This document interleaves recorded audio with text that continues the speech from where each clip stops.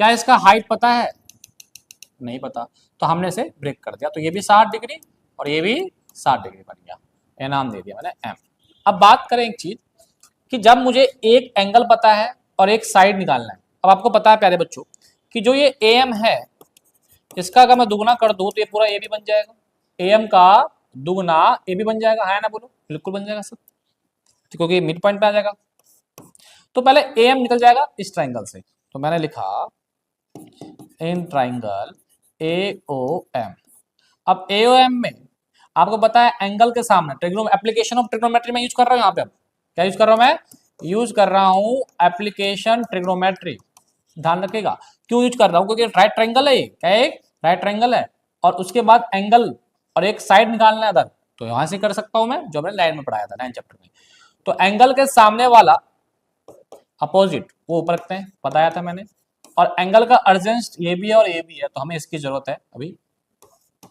तो ये एंगल के सामने परपेंडिकुलर होता है, तो P अपॉन में क्या हो जाएगा, ये H किसका होता है, ये साइन, और साइन कितना है, 60 डिग्री। साइन क्या है, ये 60 डिग्री। भैया ऊपर चला जा। हाँ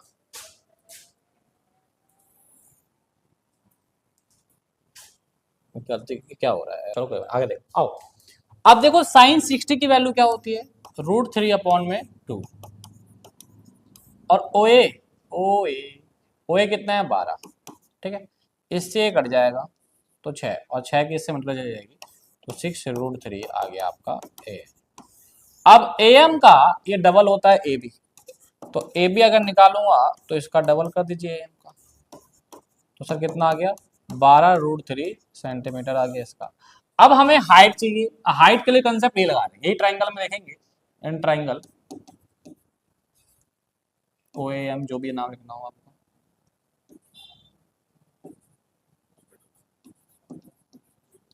अब हमें ये वाला ये निकालना है, तो एंगल के सामने वाला अपोजिट ऊपर, और एंगल के अर्जेंस्ट ये भी है और ये भी है, तो जरूरत अब इसकी है तो ये नीचे रख दीजिए।